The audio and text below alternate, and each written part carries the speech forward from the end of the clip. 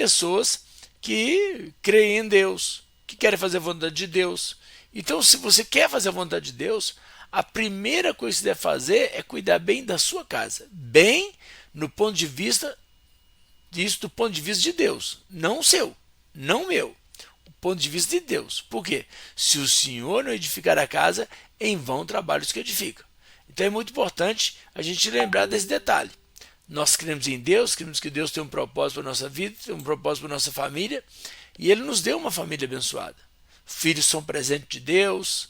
A Bíblia diz que riqueza e fazenda são herança dos pais, mas do Senhor vem a esposa ou vem o marido prudente. Quer dizer, é de Deus que vem o nosso cônjuge. Quando nós cremos na palavra de Deus, quando nós obedecemos a palavra de Deus, nós temos essa promessa para se cumprir em nossa vida.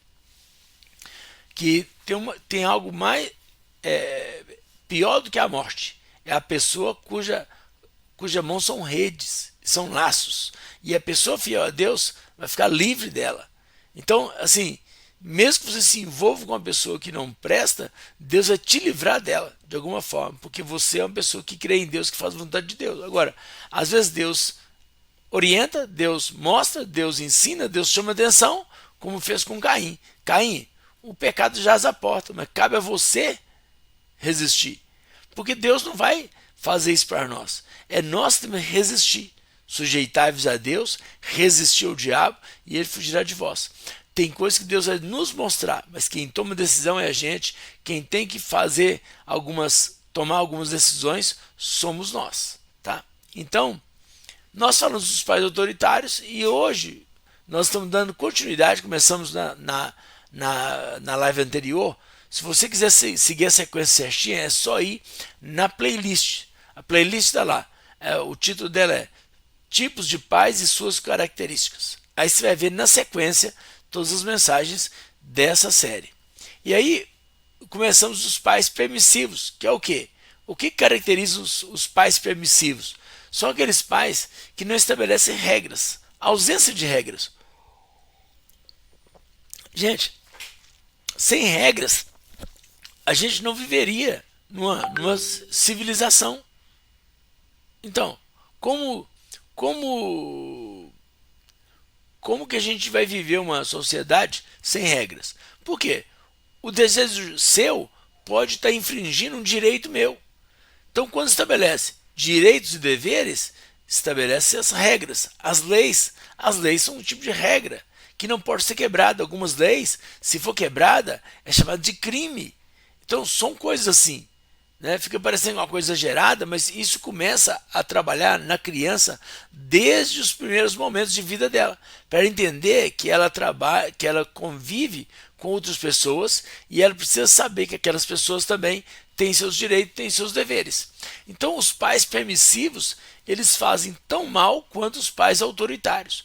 Por quê? Pela ausência de regras, os pais reforçam nos filhos uma vida sem lei, uma vida sem regra, uma vida assim, que a criança ou adolescente é o centro das atenções, tudo gira em torno dele, porque tudo é para ele, tudo é por ele, todo mundo só olha para ele, e quando isso não acontecer, vai gerar um problema. Por isso que é importante ele entender que ele é só mais um nessa terra, como eu sou, como você é. Outra coisa, a autoafetividade. A autoafetividade é uma coisa boa. Muito afeto, muito amor, muito carinho é bom. Mas pode ser prejudicial se for demonstrado de forma diferente, de forma equivocada, se for demonstrada em qualquer situação. Sabe aquele amor incondicional? Ele não é viável. Por quê? Porque a regra ela vai diminuir essa afetividade. Já viu aquela pessoa, assim, eles brincam assim, a sua majestade, o bebê. É aquela criança, aquele adolescente, que tudo é por ele dentro de casa. Gente, fazer a vontade dos filhos é o que a gente mais quer. Mas tem coisas que a gente não pode fazer. Por quê? Principalmente se você tiver mais de um filho. Se você fizer para um, você tem que fazer para o outro. E aí? E se os dois não estiverem de acordo para aquela brincadeira, para aquela alimentação, para aquele passeio, para aquele momento? Um deles vai ficar prejudicado. E aí a alta afetividade compromete esse limite que os pais precisam estabelecer para os filhos. Baixa exigência é a mesma questão, né? Porque não exige nada da criança, do adolescente, porque senão vai magoar, senão ele vai ficar triste. Eu já contei uma história. Na igreja eu fiz um desafio uma vez, falei assim, olha, todo mundo que tirar nota máxima na escola, em perusão uma matéria, alguma coisa assim, um desafio assim, eu vou dar uma caixa de bombom. É uma coisa barata, é uma coisa simbólica, é só um incentivo. Por quê? Tirar nota boa é bom pro aluno, não é bom para mim não, o que eu ganho com isso? Aí uma criança de uns 10, 12 anos não tirou, ou perdeu média, alguma coisa assim. Aí a mãe dele falou assim, ô pastor, será que você pode dar ele uma caixa de bombom, mesmo ele não tenha atingido a meta? Eu falei, não posso. Se eu der, ele vai aprender a viver assim. Ó. Se ele consegue ou não consegue, ele ganha presente, ele ganha incentivo. Ele não ganhou. Ué.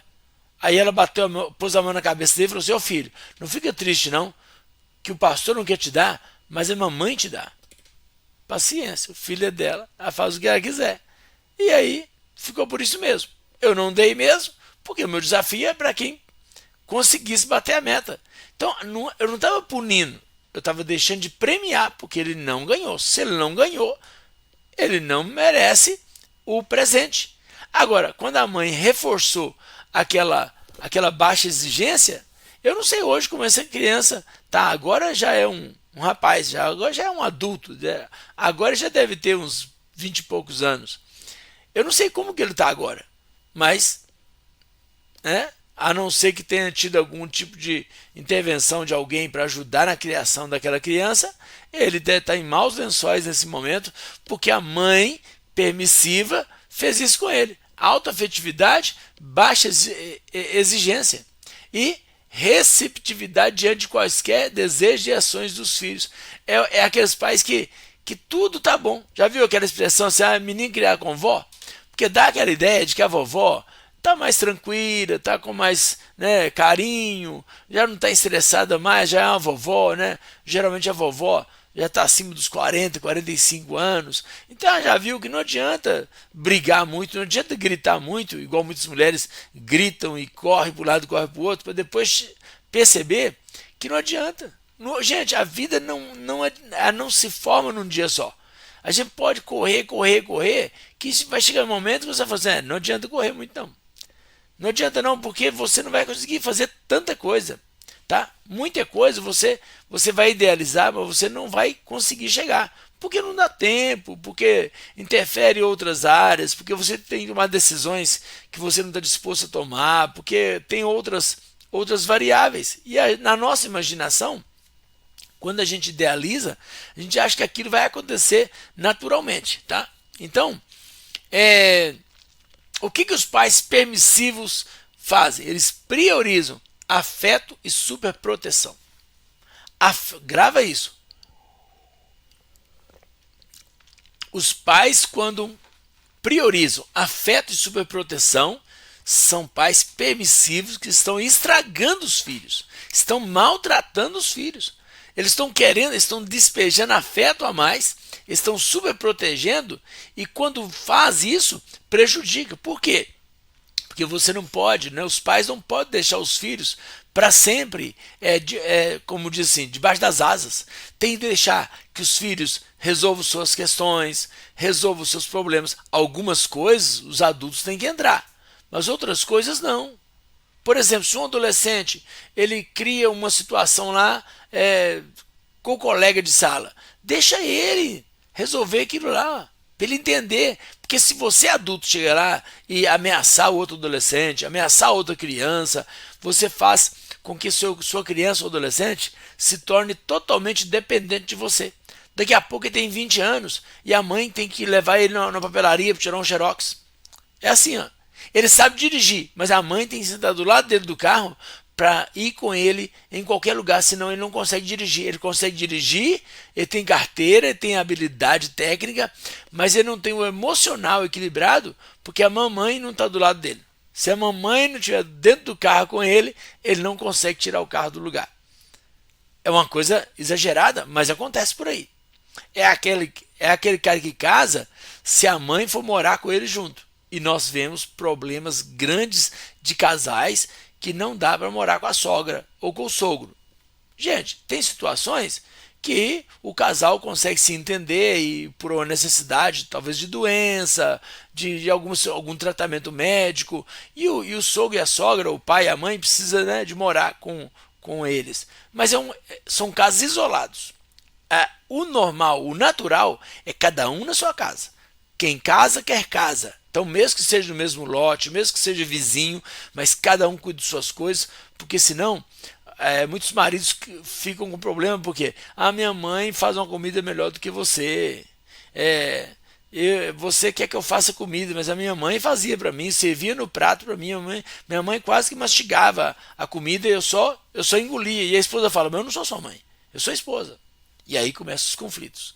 O filho precisa do apoio do pai, mas ele não tem apoio nem para si mesmo.